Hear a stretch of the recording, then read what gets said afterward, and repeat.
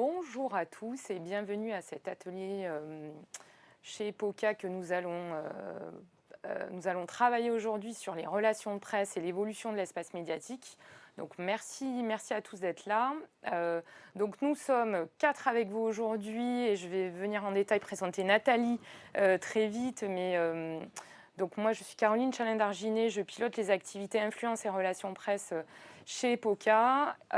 Au sein de mon équipe, on va partager aujourd'hui certaines réflexions et certains cas récents qu'on a eu à traiter aussi parce qu'on est face vraiment à un environnement en mutation. On le ressent tous aussi en tant que consommateur de médias et de contenu. On le voit très bien, on peut avoir un petit peu de perception aussi de ces mutations en cours, mais aussi en tant qu'organisation, qu'entreprise, qu'annonceur. Quand on collabore avec l'espace médiatique, il y a beaucoup de transformations qui sont en cours et on va faire un état de la situation donc avec Fabrice Péaudy. Je te laisse te présenter rapidement. Bonjour à tous, bonjour à toutes. Merci d'être avec nous. Je suis directeur associé chez EPOCA, en charge notamment de la partie EPOCA Up, qui accompagne les startups, les scale-up, depuis la phase d'amorçage jusqu'à l'introduction en bourse, donc avec beaucoup d'enjeux médiatiques. Et Laetitia, je te laisse te présenter.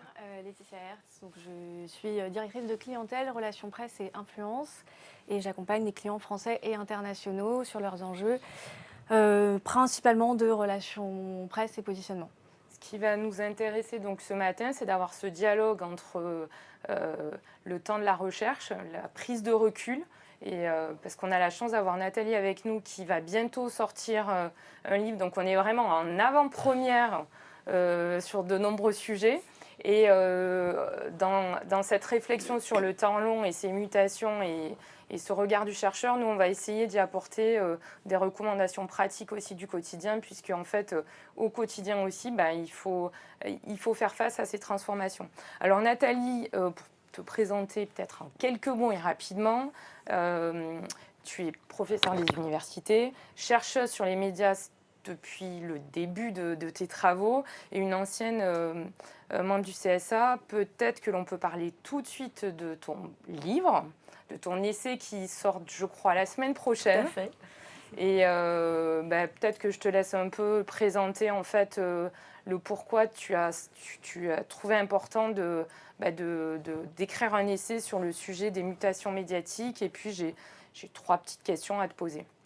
Donc, merci beaucoup pour cette invitation. Donc, je suis ravie évidemment d'être avec vous sur ce plateau pour le lancement effectivement la semaine prochaine de cet ouvrage. C'est le fruit d'une mûre réflexion. Comme tu l'as dit, je suis enseignant-chercheur à l'université Panthéon-Assas en sciences de l'information et de la communication, mais je suis économiste de formation. Et puis j'ai passé 6 ans au Conseil supérieur de l'audiovisuel, dont je suis sortie en janvier 2021.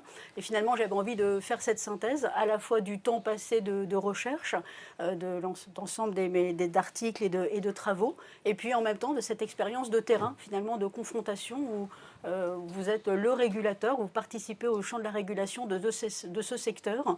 Et comme tu le disais, il est particulièrement intéressant à étudier, à regarder, parce qu'il est en profonde mutation. La mutation certainement principale, mais qu'on le retrouve dans les autres secteurs d'activité, c'est celui en fait des innovations technologiques de l'information et de la communication qui ont complètement envahi nos espaces de vie, et notamment l'espace médiatique, où on a 3 grosses révolutions qui se rencontrent, à la fois la révolution des technologies, de ces nouvelles technologies du numérique.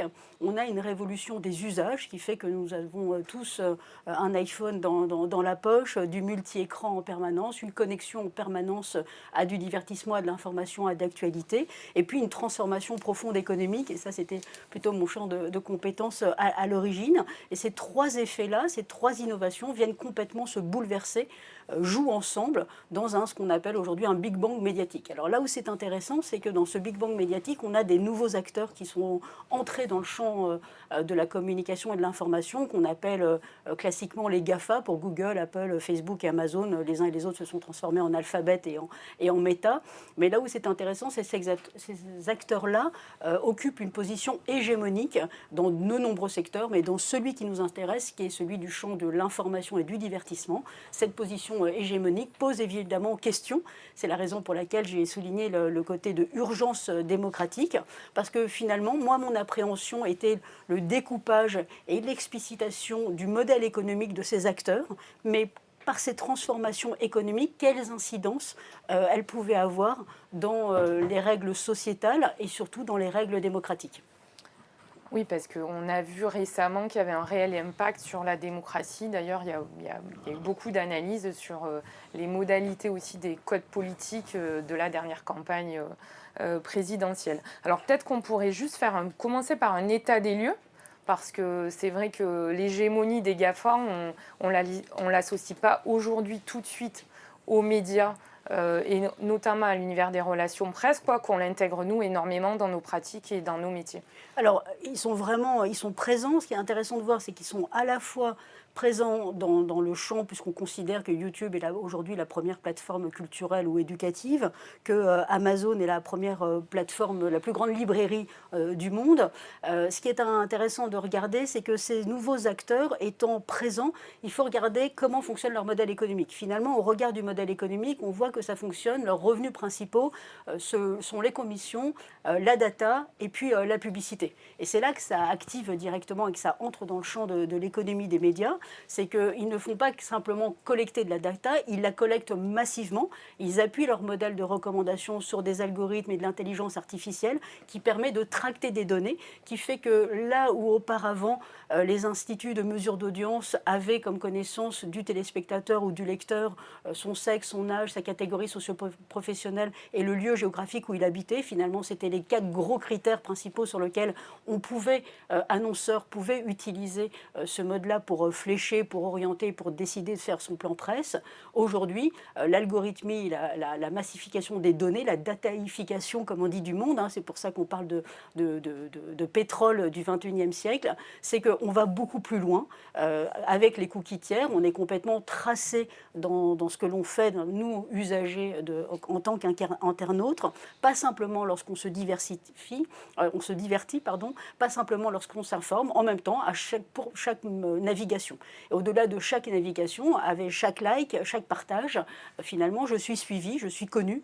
Et cette collecte de données permet véritablement de beaucoup mieux connaître et de mieux cibler l'internaute et le consommateur. Alors c'est un usage et un outil fantastique, parce que lorsqu'on sait qu'on regarde les médias traditionnels, au-delà des médias publics dont le modèle de financement repose sur une contribution à l'audiovisuel public, à la fois les médias commerciaux, TF1, AM6, les journaux classiquement qui sont gratuits, eh bien, ils vendent de l'espace publicitaire à des annonceurs, et c'est ce qui permet aux téléspectateurs ou aux lecteurs, finalement, de pouvoir consommer de l'information gratuitement. Là, eh bien, on la consomme toujours gratuitement, à part que ces données-là, comme elles sont beaucoup plus précises, elles sont vendues à des annonceurs qui vous connaissent mieux, qui vous flèchent mieux, et c'est là qu'on change de monde. C'est véritablement le fait que finalement, on a des modèles économiques qui sont très semblables. Les médias se sont tournés vers la publicité depuis Émile de Girardin en 1836. Aujourd'hui, les GAFA se tournent vers la publicité, mais leur incidence, le modèle de recommandation, la puissance des effets de réseau, la puissance de leur taille, conduit à beaucoup mieux nous connaître, à tracter beaucoup plus d'informations et finalement à beaucoup mieux nous cibler. Donc d'un point de vue des annonceurs, c'est très attractif, et on voit sur 20 ans le déplacement des dépenses des annonceurs des médias traditionnels de plus en plus vers Internet. Le chiffre d'affaires des médias traditionnels avec la publicité, c'est du 3,2 milliards. Internet, on a déjà à plus de 5 milliards. Donc on voit bien que les annonceurs, normalement, se déplacent là où les internautes ou téléspectateurs devenus internautes se déplacent. Ce qui veut dire que mes médias traditionnels ont un modèle d'affaires qui est attaqué frontalement par ces nouveaux acteurs. Mais le modèle d'affaires des médias traditionnels, le média traditionnel n'est pas un simple acteur économique, et c'est là que la musique est hyper intéressante. Il est un acteur sociétal, il marche sur 2 jambes, il vend à la fois et diffuse à la fois du film, de la série, du flux, des programmes de divertissement, et en même temps, il fabrique aussi de l'information qui est de qualité, traitée, hiérarchisée. lorsque je bascule, et je terminerai sur ce point peut-être, sur le modèle d'affaires des médias, des médias en ligne, eh bien ceux-ci déjà n'ont pas vocation à fabriquer une information de qualité, à la traiter, à la hiérarchiser. Ils nous donnent et nous proposent de la qualité aussi en matière d'information et de documentation, ou de documentaire, pardon, mais la partie informationnelle s'écroule. Et lorsqu'on a un modèle traditionnel qui n'a plus les ressources suffisantes pour vivre, le modèle économique traditionnel des médias vacille au profit d'acteurs qui n'ont pas les mêmes modalités, qui ne sont pas régulés de la même façon, pour ne pas dire qu'ils ne sont pas régulés du tout. Et on voit bien que le rôle de vecteur de démocratie que jouent les médias traditionnels, tant en presse que radio et télé, vacille pour être remplacé dans un univers qui n'est pas régulé, dans lequel je trouve de l'information riche et de qualité, mais en même temps, je trouve également de la fake news, je peux retrouver malheureusement du cyberharcèlement, du contenu haineux, et c'est là qu'il y a une urgence démocratique, c'est que le cadre aujourd'hui législatif qui entoure nos médias traditionnels ne correspond plus du tout aux besoins de l'univers numérique dans lequel on est tous plongés, puisque 71% des 18-25 ans, par exemple, s'informent uniquement sur les réseaux sociaux. Donc ces nouveaux acteurs n'ont pas du tout le même cadre réglementaire, ils n'ont pas du tout la même intentionnalité, et finalement ont un modèle économique qui conduit à renverser les anciens et qui conduit à nous interroger sérieusement d'un point de vue politique.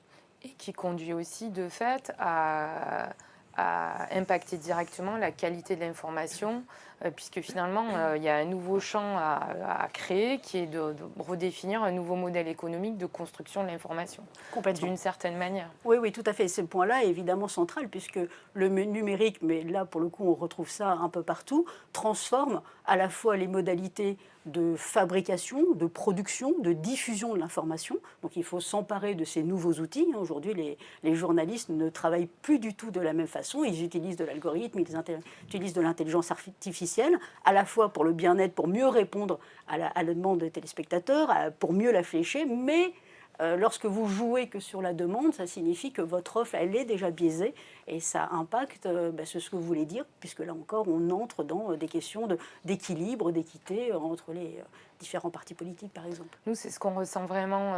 On est dans les médias en tant qu'organisation sont en train de se transformer, de redéfinir finalement leur mission, de redéfinir leur modèle économique.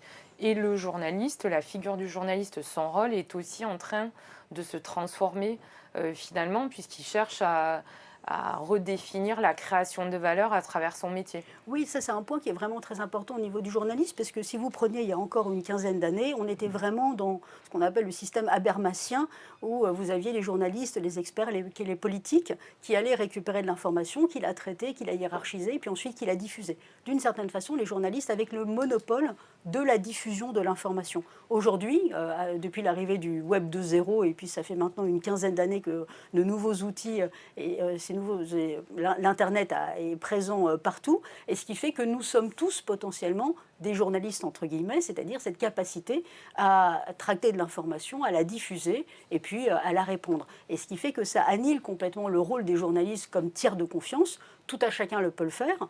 Vous et moi, on peut faire ça très bien. D'autres gens peuvent évidemment très bien le faire, mais on n'a plus cette garantie du traitement d'une information de qualité. Et cette non-hiérarchisation de l'information, lorsque vous êtes un jeune consommateur et qui naviguez sur différents sites, vous ne faites plus le distinguo, puisqu'il n'y a plus la hiérarchisation. Vous ne faites plus le distinguo entre un bon article écrit par un journaliste qui peut avoir un point de vue différent du vôtre, mais dans le même temps avoir une information qui soit au pire une fake news. Nous, dans notre travail, on est partie prenante finalement de cette construction d'informations au quotidien et on est face à ces brouillages ou à ces mutations, à ces évolutions. Du coup, on serait très preneur de recommandations que vous pourriez nous faire. Alors, pour la suite, bien dans sûr. la manière dont on doit anticiper ces mutations. La vision que vous avez aussi de cette anticipation, de ces deux mondes qui cohabitent. Et puis, du coup, quelles seraient vos recommandations pour des acteurs comme nous voilà, un peu en prospective ou en scénario qu'on peut imaginer, puisque les GAFA sont déjà quand même très là, sont déjà en situation monopolistique.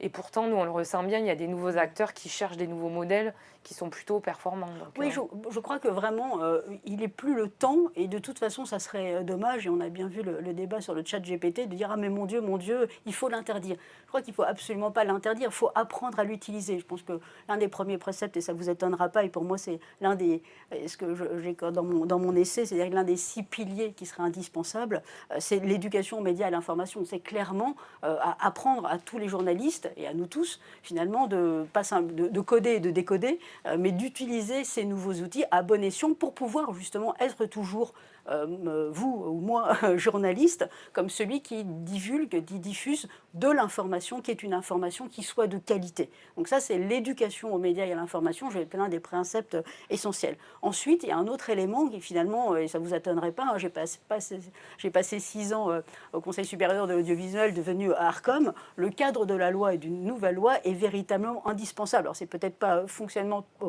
pour vous dans l'utilisation même, mais ce cadre-là, cette réflexion-là est vraiment indispensable pour pouvoir renforcer justement, notamment, la fabrique d'une information indépendante. C'est-à-dire qu'il faut...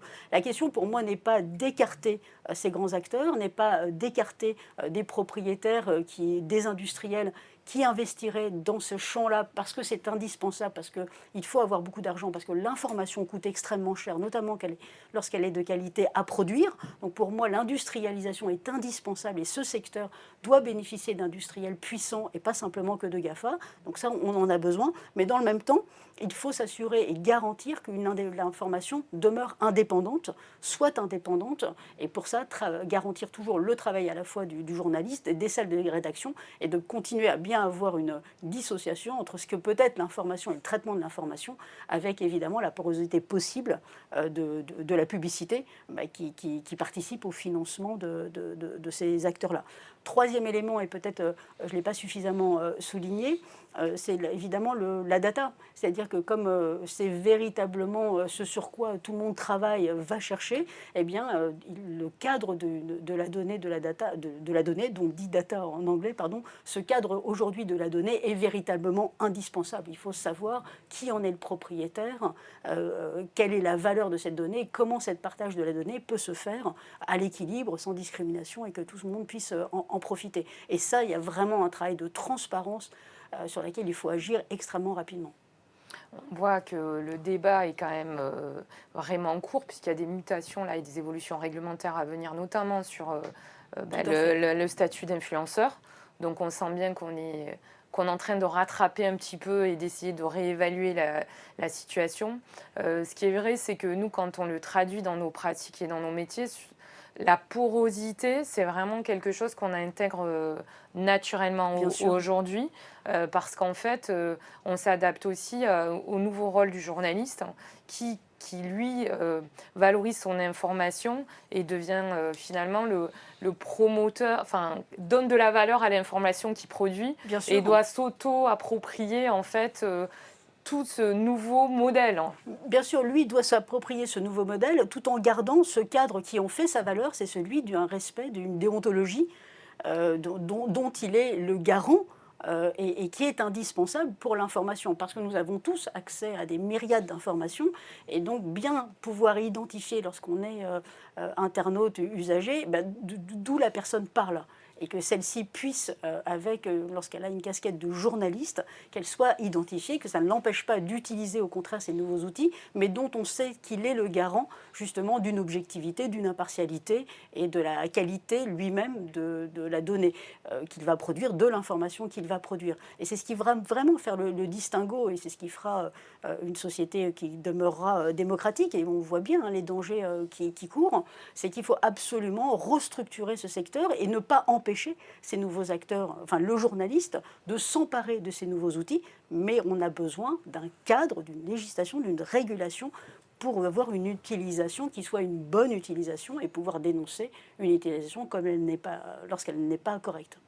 Alors peut-être que la déontologie, c'est vraiment ce qui fait la transition avec la partie pratique et la manière dont on exerce, nous, notre métier. En tout cas, nous, c'est ce qu'on ressent comme étant peut-être différenciant et qui crée de la valeur dans ce contexte-là.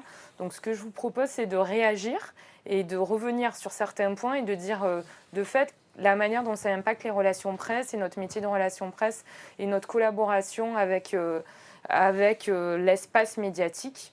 Déjà, il y a un premier point qui est qu'on ressent énormément, c'est l'enjeu de positionnement des acteurs, des titres, des médias, qui ne se limitent plus aujourd'hui à un canal de communication, mais qui cherchent en fait des points de contact avec l'audience, pour revenir sur la problématique de la data, etc., pour intégrer en fait, s'intégrer naturellement dans un parcours d'audience au regard de leur positionnement éditorial.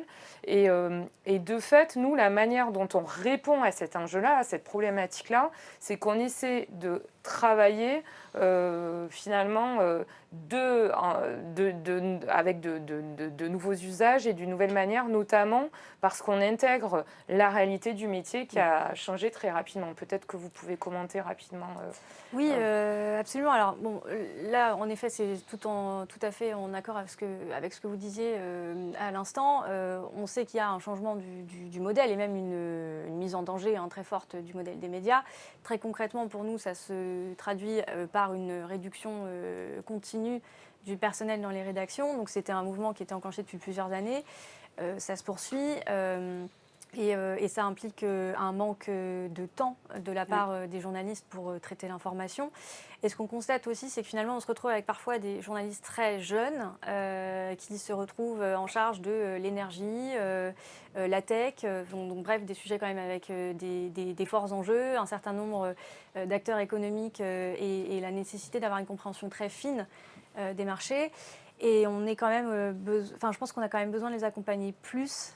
Notamment quand ils sont en prise de poste, parce que c'est aussi des mouvements quand même plus réguliers dans les rédactions. Donc des journalistes qui seraient restés peut-être 5 ans, 10 ans au même poste vont maintenant rester 1 ou 2 ans à traiter tel ou tel secteur.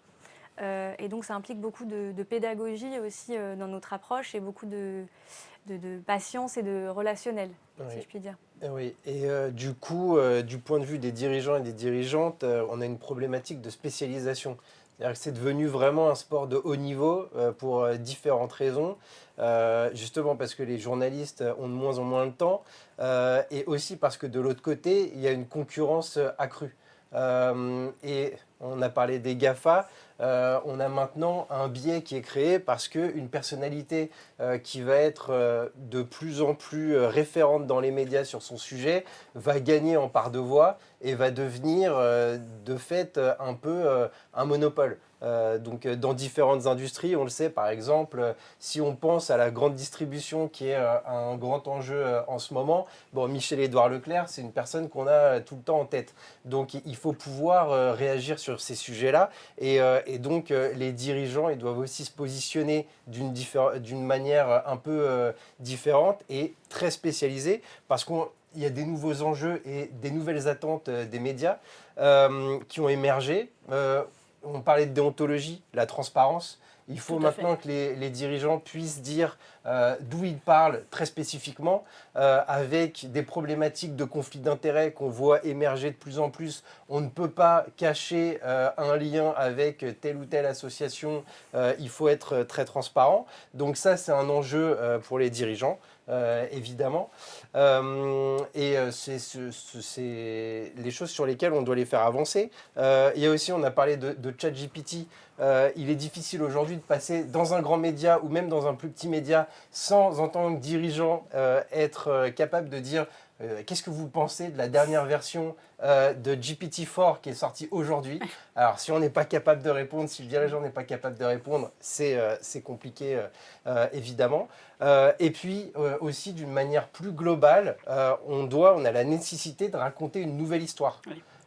Une histoire qui prend en compte les différentes choses qu'on voit émerger, notamment ce qu'on voit et qui est intéressant, et on va revenir sur des choses un petit peu plus terre à terre et concrètes en termes de communication, c'est comment on intègre les influenceurs dans un contexte où on doit être de plus en plus transparent. On voit les enjeux avec les influenceurs. Il y a eu beaucoup de bad buzz qui ont été créés parce que c'était des personnes sur Instagram, TikTok qui mettaient en avant des produits en cachant le fait qu'elles étaient rémunérées, etc. Aujourd'hui, on est sur des histoires qui sont complètement transparente et avec une vraie valeur. On peut penser par exemple dans le sport, ça se fait de plus en plus. Tony Parker qui investit dans plus en plus de startups. Plus récemment, on a Nicolas Karabatic dans le handball qui fait part de ses valeurs. Il a envie d'être de plus en plus actif dans des enjeux sociétaux, notamment pour la planète. Et bien, récemment, il a investi dans une startup qui s'appelle Murphy qui renouvelle l'électroménager, répare l'électroménager. Eh bien, on a là un vrai partenariat pour la marque avec une visibilité d'un influenceur qui va émerger sur ces fameuses plateformes, une entreprise et un dirigeant qui va pouvoir s'appuyer sur une personnalité qui a une forte visibilité médiatique. Et voilà, il faut prendre en compte tout ça. Tout ça pour dire que dans un contexte où on est vraiment d'infobésité, on a de plus en plus de contenu et de plus en plus d'éléments qui ne sont pas tous de nature informative, ce que va retenir le système médiatique dans le métier des relations presse vont être des éléments qui ne sont pas que sur le champ informationnel, qui sont en train de basculer sur le territoire de la démonstration de la valeur et de la manière dont seront prises les décisions en tant qu'organisation. Donc tout ce qui était un peu plus classique, tactiquement, les salons, les conférences de presse, les petites rencontres informelles, en fait, ne fonctionne plus dans ce nouveau contexte médiatique parce que, en fait, ce type d'éléments-là ne sont pas suffisants en termes informatifs, donc pas suffisamment de création de valeur en termes informatifs. Et la chaîne de valeur de la production informative fait qu'il n'y a plus de temporalité pour les journalistes, il n'y a plus le temps juste d'avoir ces échanges-là et de pouvoir les traiter spécifiquement. Peut-être pour rebondir sur ce que vous disiez tous les deux, je vous rejoins totalement sur cette économie qu'on appelle le temps d'attention. Cette économie d'attention, on voit bien qu'on est dans de l'infobésité, on a un accès à une profusion d'informations et finalement c'est le temps qui nous manque.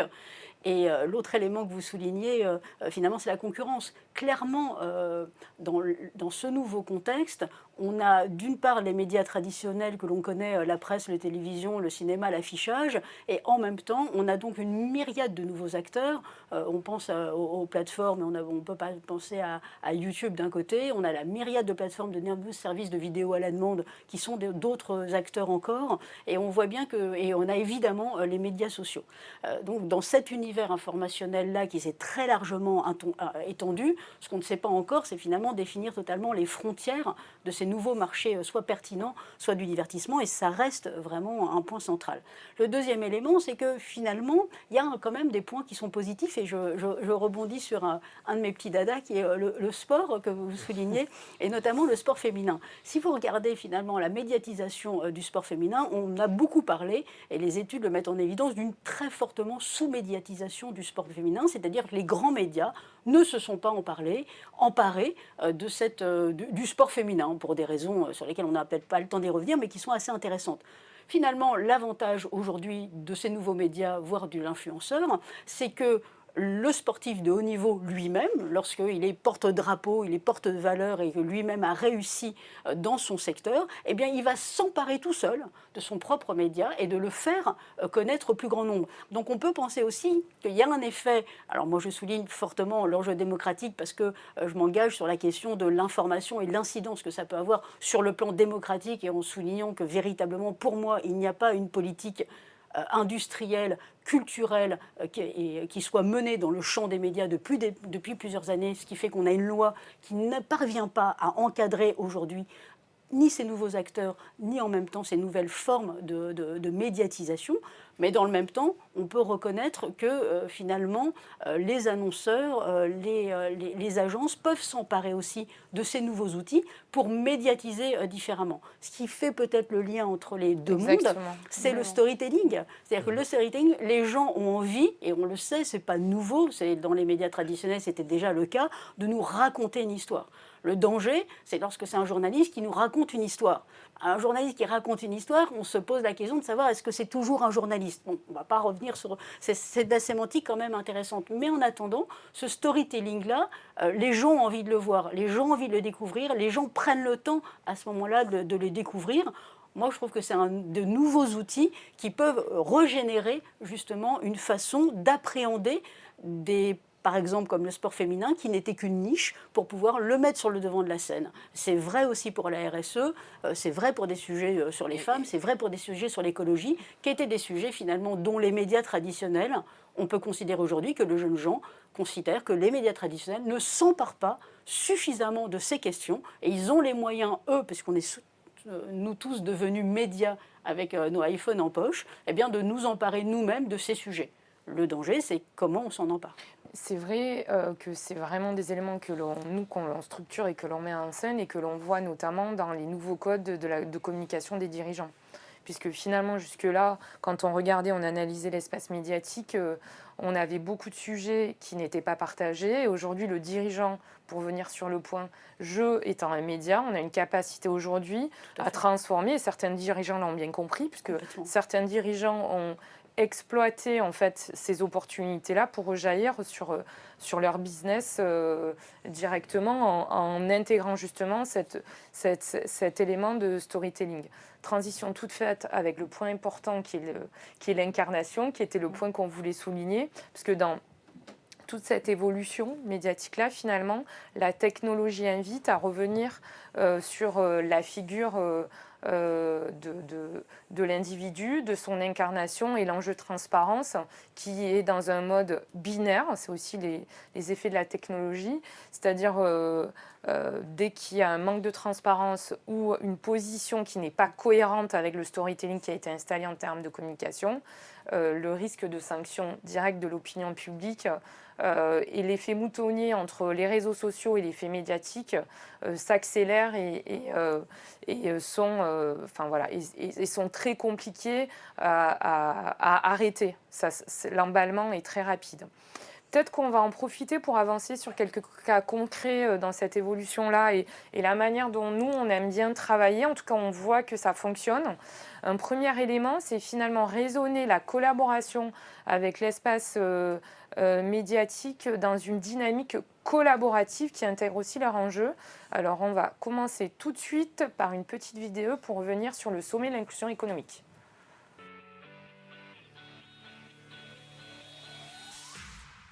Le sommet de l'inclusion économique 2022, organisé au ministère des Finances par la Fondation Mosaïque sur le thème Agir avec impact, a réuni plus d'une centaine d'entreprises, institutions et associations prêtes à s'engager en faveur de la diversité et de l'inclusion économique. Et 10 000 décideurs se sont mobilisés à cette occasion.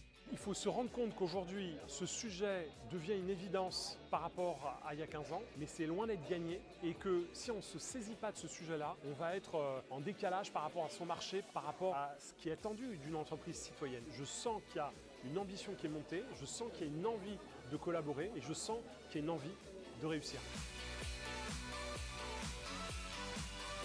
Le gouvernement est totalement mobilisé pour valoriser les talents de notre pays, quelles que soient leurs origines. Notre pays est un pays divers et il ne pourra pas se développer et aller aussi loin qu'il le peut s'il laisse sur le côté une partie de sa population. Il faut redonner confiance dans notre pacte républicain. Les quartiers sont aujourd'hui un réservoir de main-d'œuvre, de talents exceptionnels dans lesquels il faut aller chercher les talents de demain. Notre enjeu, c'est un enjeu d'efficacité pour la fonction publique. Il faut qu'elle ressemble à la société qu'elle est censée servir. Nous devons tous nous mobiliser, il y a des politiques publiques pour cela, et il y a un engagement des entreprises et ce sommet permet de mettre en avant cet engagement. Près de 50 plénières et ateliers ont eu lieu dans les locaux du ministère à Bercy, l'occasion de partager des pratiques et de confirmer des engagements forts en faveur d'une société plus inclusive et pour faire avancer ce sujet créateur de valeur pour l'économie de notre pays. Donc rendez-vous la prochaine fois à l'Élysée. Je vous accueille et on lance de nouvelles initiatives. Ne lâchez rien.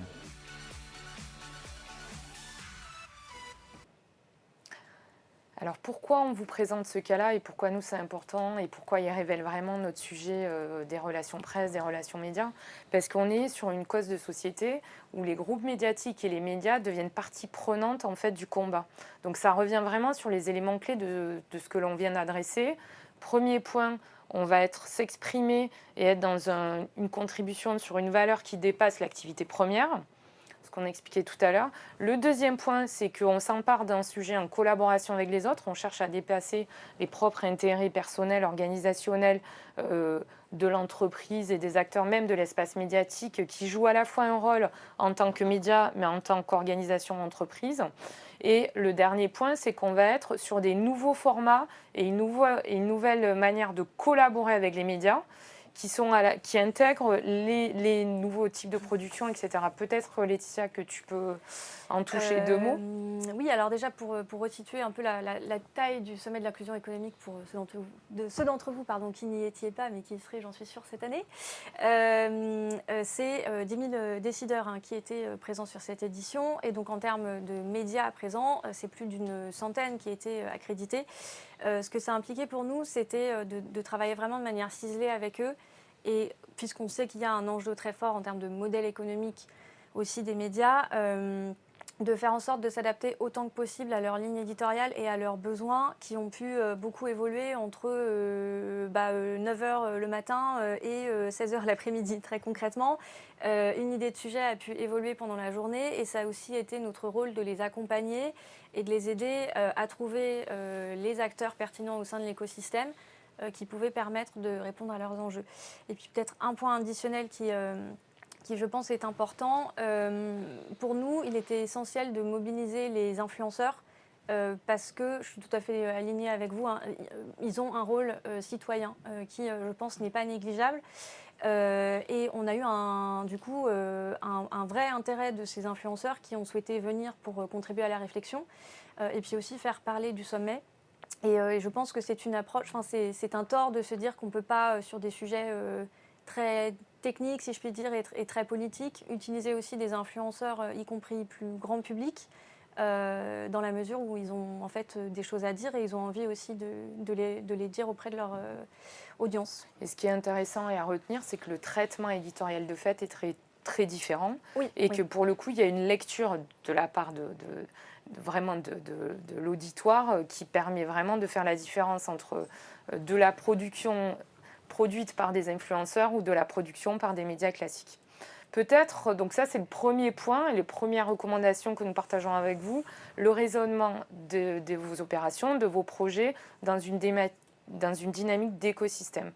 Le deuxième travail que l'on voit, c'est vraiment la réduction de la temporalité sur ce qui est une actualité. Et que quand on accompagne en fait un acteur, aujourd'hui on raisonne vraiment autour d'un jour, une actu. Et là-dessus, on parlait du projet Divine. Peut-être Fabrice, tu peux en parler un tout petit peu. Oui, Divine, c'est une scale-up, c'est un leader de la wine tech que vous pourrez peut-être découvrir tout à l'heure. L'enjeu des startups et des entreprises, c'est qu'on a souvent des gros temps médiatiques. Là, en l'occurrence, c'est la découverte de cette innovation qui a d'ailleurs été récompensée au CES il y a quelques années. Et ensuite, pour les journalistes, pour les médias et même pour l'audience, les journalistes parlent à leur audience, et bien, une fois qu'on a fait cette première annonce d'innovation, qu'on l'a découverte, qu'on a fait la preuve que ça fonctionnait, on n'a plus rien à dire. Donc il faut évidemment, l'entreprise par ailleurs continue à travailler, à des nouvelles actualités, mais il faut toujours sans cesse pour être en capacité de revenir dans les médias, de créer l'information. Et parfois même, nous, notre rôle, c'est de travailler avec les dirigeants pour les faire mettre le doigt sur des informations qui ne leur semblaient pas forcément à valeur ajoutée. Parce qu'ils sont totalement impliqués dans leur business, donc ils ne voient pas une action RSE qui a du sens, une action en faveur de l'environnement qui va parler à tel ou tel ambassadeur et influenceur. Et donc on doit redonner une cohérence avec les différents médias qui vont toucher les bonnes cibles pour ces entreprises. Oui, j'ai un élément que moi je trouve fondamental finalement sur lequel je suis passée un peu vite, mais on voit bien que la crise sanitaire, il y avait des transformations d'usage qui étaient déjà installées depuis une dizaine d'années. La crise sanitaire qui pour 2 ans a duré 2 ans a vraiment accéléré ces nouvelles pratiques. Si vous regardez aujourd'hui les plus jeunes, il y a 1% des plus jeunes Et quand je dis les plus jeunes, c'est les moins de 25 ans. Donc, ils sont déjà adultes depuis et majeurs depuis longtemps et ils vont voter. Donc, ils n'y vont pas. Justement, le point n'est pas neutre. 1% des jeunes qui achètent un journal, ils regardent de moins en moins de la télévision linéaire, non pas des programmes, mais de la télévision linéaire. Et ils n'écoutent pas la radio, ils sont branchés podcast. Et dans le même temps, ils ne vont pas voter, mais pour autant, ils sont extrêmement engagés sur des questions qui sont des questions de société. L'écologie, la parité, l'égalité sont des sentiments et des éléments majeurs. Et lorsqu'ils vont travailler, ils ne veulent moins aller dans une entreprise qui aurait une renommée, mais plus à une entreprise qui donne du sens. Ces transformations-là, moi qui suis retournée à l'université, l'ayant quittée pendant 6 années, elles sont incroyablement profondes, si j'ose dire, et qui ne vont pas s'arrêter du jour au lendemain. Donc c'est clair que c'est cette nouvelle appréhension. Ça ne veut pas dire qu'ils ne consomment pas des médias, mais ils ne consomment pas les mêmes. Ça ne veut pas dire qu'ils ne lisent pas, mais ils ne lisent pas de la même façon. Ça ne veut pas dire qu'ils ne regardent pas l'écran, mais au contraire, ils en mangent beaucoup, mais pas de la même façon, et qu'ils sont très avides de nouveaux formats. Et pour absolument faire ce lien avec ces entrepreneurs ou les entreprises, pas simplement pour le dirigeant lorsqu'il a envie de diriger et donc porter un message, mais en même temps, lorsqu'il l'emploie, il doit absolument intégrer le fait qu'aujourd'hui, c'est pensé différemment, c'est vécu différemment, ce sont des usages qui sont différents et qu'il faut simplement trouver, finalement, alors le simplement n'est peut-être pas si simple, mais trouver le lien, parce que les liens existent et l'engagement de la part des plus jeunes, il existe. Il a une couverture et une enveloppe qui n'est plus celle que l'on connaissait et qui a perduré pendant des décennies. Transition toute faite avec le 3e conseil et nous n'avons pas répété, c'est incroyable. Tout ça pour dire que en fait, dans la nature des relations presse et des relations médias, notre rôle aujourd'hui n'est pas que de partager et pousser l'information, c'est aussi de contribuer au débat et de donner des éléments de débat. Donc c'est un travail notamment qu'on a fait avec Anjaro, qui est une start-up qui est spécialisée sur le remplacement de dernière minute, où finalement derrière cette solution technologique, le sujet c'est le sens et le rapport au travail. Et donc et la manière dont on s'empare de la technologie pour faire évoluer la relation au travail. Et nous, c'est beaucoup des travaux aussi que l'on conduit ici, c'est-à-dire de sortir en fait d'une nature et d'un contenu relation presse qui est du niveau de l'actualité ou de l'expertise pour entrer dans un niveau de réflexion. Alors dans notre jargon, c'est le thought leadership. Ça veut dire quoi le thought leadership? Mais on revient sur ce qu'on disait tout à l'heure, c'est-à-dire la différenciation va être liée au storytelling et à la position et à la manière dont on analyse le monde, ce monde qui change, et la manière dont les organisations économiques prennent des décisions au regard de l'analyse de ce monde qui change. Donc ce qui est attendu dans les nouveaux rapports entre l'espace médiatique, les journalistes et les organisations et les entreprises, c'est de partager ces réflexions-là et ces analyses. C'est très précieux pour eux parce que ça va leur permettre de donner des éléments qui vont contribuer à développer une information. Le dernier axe de travail, pas le dernier parce que c'est le 4e, on en a 5 et j'avance dans le rythme parce que je regarde, c'est de revenir aux fondamentaux. Le métier des relations médias est de contribuer à construire de l'information de qualité. Et finalement, de soutenir le modèle de l'espace médiatique, ce qu'on disait tout à l'heure en introduction, c'est pour ça qu'on a vraiment insisté là-dessus, de défendre un modèle qui va permettre de l'information de qualité versus de la désinformation. Donc c'est vraiment le sujet de informer. Et nous, on aide beaucoup nos clients à sortir peut-être dans une culture des relations presse qui était une culture de communication pour entrer dans celle d'une culture vraiment de contribution à une chaîne de valeur informative de qualité. On travaille notamment sur les questions d'hydrogène on a eu récemment une conférence de presse pour l'IFPEN là-dessus. Et finalement, là, on n'est pas en train du tout de travailler sur un nouveau format ou de réinventer les métiers. On est surtout en train de revenir sur les fondamentaux du métier qui étaient de partager de l'information de qualité et de l'innovation à l'espace médiatique. Et je vais terminer avec le 5e axe de travail dans ce contexte, puisqu'on l'a un petit peu abordé au début et on y revient à la fin, c'est finalement de travailler, et tu l'as dit en parlant notamment des sportifs de haut niveau, et on le voit très bien, cet espace médiatique aujourd'hui, en fait, ce qui fait le lien entre l'audience et l'émetteur, c'est les figures inspirantes et c'est l'incarnation. Ah, je pense que Donc voilà. c'est merveilleux. Donc je vous laisse réagir sur cette dernière recommandation, mais nous on travaille beaucoup sur ces sujets-là. Donc c'est évidemment un travail auquel je participe beaucoup et merci de me donner la parole sur un sujet aussi important que les assises de la parité. C'est un sujet qui est évidemment majeur et si l'on regarde, et je reprends une fois encore parce que finalement l'outil économique est très intéressant, si on regarde le cercle vertueux classique dans un modèle d'affaires médiatique, c'est que plus vous avez d'audience, plus vous pouvez récupérer de l'annonceur, plus vous avez de l'annonceur, plus vous avez les moyens de créer une information et du divertissement de qualité, et ce qui fait que comme vous êtes plus attractif parce que vous êtes plus qualitatif, alors vous avez plus d'audience, et plus d'audience va vous amener plus d'annonceurs. Ce cercle économique qui est vertueux, il est également vertueux dans le cadre du sport féminin. En tout cas, c'est là-dessus que lorsque j'avais lancé l'opération sport féminin toujours et qui demeure, c'est que de faire jouer cet élément-là, parce qu'il y a un point qui est central, notamment dans l'économie de l'écran, et aujourd'hui nous sommes dans un monde de l'écran, c'est que tout ce qui ne se voit pas n'existe pas. Et donc le rôle finalement aussi de la diffusion sur les écrans, par exemple de sport pratiqué par les filles, conduit à un phénomène incroyable d'identification. Et donc que fait finalement l'influenceur, pas simplement dans le sport féminin?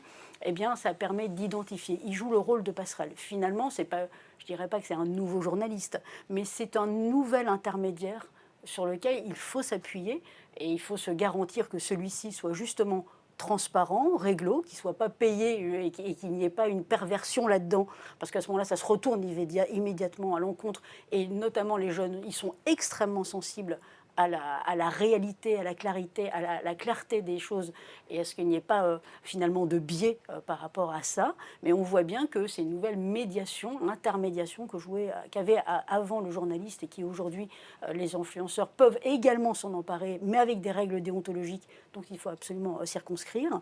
Mais sur les assises de la parité, on voit bien qu'il y a deux cercles vertueux qu'on ne peut pas dissocier. C'est le cercle et le modèle d'affaires économique qui va avec l'écosystème qui est vertueux de l'identification, de voir pour connaître. Sur des chiffres assez simples, vous avez la diffusion de la Coupe du Monde féminine depuis une dizaine d'années sur les écrans, et on a plus de 90% de licenciés EES qui vont s'inscrire dans des clubs. Donc cet effet identification, il est très fort. Le rôle de modèle est donc encore indispensable parce qu'on est très loin de la parité dans de nombreux domaines. Rien que dans les salaires, on est déjà loin, on est encore loin. Alors dans le modèle du sport, on est très très loin, mais on voit bien que c'est un bon exemple finalement pour beaucoup d'autres domaines qui est celui de l'identification. Ce qui est intéressant, c'est qu'en fait, on le voit vraiment au quotidien, c'est-à-dire dans la capacité de... Enfin, en fait, les journalistes aujourd'hui, les rédactions nous demandent expressément aussi des profils de porte-parole ou d'experts qui sont des figures féminines. Donc ça, c'est le premier point. Le deuxième point qui est intéressant, c'est qu'on voit dans les modèles qui ont performé, par exemple sur les nouveaux médias, les bruts, etc., ce n'est plus le porte-parole officiel de l'organisation, finalement, qui se retrouve et qui est incarné dans les sujets et dans les thématiques. Donc ça veut dire aussi qu'il faut, nous, côté acteurs des relations presse, dans nos organisations, revoir et repenser pour les organisations l'incarnation de l'entreprise. C'est des sujets dont on parle beaucoup, mais dans les sujets et les enjeux d'employer branding, dans les sujets, aujourd'hui, on est sur un espace, on est dans une temporalité où il y a une remise en question du monde du travail, où il y a des enjeux en fait, de recrutement très très forts. Et là, on s'aperçoit que ce qui peut faire la différence en relation presse, c'est justement de travailler vers ces rôles modèles, ces figures inspirantes et l'incarnation. Je vois que vous oscillez tous les deux à ma droite, donc oui. Je vous laisse réagir et l'un et l'autre. Non, mais Nathalie était revenue sur deux points tout à l'heure. C'est le vieillissement de l'audience dans les médias traditionnels. Le Parisien a fait une petite infographie récemment où on voyait notamment que C'est à vous, l'âge moyen de l'audience de C'est à vous, c'est 67 ans. Voilà. Donc nous aussi, c'est important pour nous et pour vous, pour vos dirigeants, vos organisations, quand on va sur C'est à vous, si on a un produit qui est destiné à des jeunes de 20 ans, on va pas voir une courbe d'usage monter incroyablement, mais on le voit aussi, il y a une bonne raison. Et du coup, c'est d'aller chercher des nouvelles incarnations et aussi les nouveaux médias. Je pense notamment, il y a l'un des Français les plus aimés en France, qui est Thomas Pesquet, avec, on peut le dire, je pense, une stratégie média qui est excellente. Eh bien, il ne va pas parler uniquement aux grands médias. Il a aussi un community manager qui est excellent sur des réseaux sociaux comme Twitter. Il est très très suivi. Et il est allé participer à des émissions comme Popcorn sur YouTube, qui a été créé par l'influenceur Domingo, qui est un vrai média, qui fait de la vraie information, qui parle aux plus jeunes. Et Thomas Pesquet, c'est pas le patron. Le patron, d'ailleurs, on connaît, j'ai pas son nom en tête, mais c'est une nouvelle incarnation. Un rôle modèle qui va aller parler aux plus jeunes, et là pour dire que la science c'est intéressant, qu'il a d'ailleurs un rôle à jouer dans la parité, il porte des messages très importants pour faire évoluer les plus jeunes vers là en l'occurrence, des carrières scientifiques. Mais finalement, on retrouve la même chose que ce qui existait il y a une quarantaine d'années. Si vous aviez un discours politique à porter, vous vouliez vous adresser à tout le monde, vous choisissez TF1, vous choisissez France 2, ou alors vous avez un marqueur de droite, vous alliez choisir plutôt valeurs actuelles à l'extrême droite, ou en tout cas plus à droite de l'échiquier politique. Et si vous étiez beaucoup plus à gauche, vous cherchiez l'humanité. Donc c'est parce que c'était très clair, et on avait un paysage qui était finalement très, pas simplement cloisonné, mais très identifiable et identifié de la part de l'ensemble de la population. Aujourd'hui, et en l'espace de 15 ans, il s'est complètement fragmenté, dispersé en matière de médias, fragmenté aussi.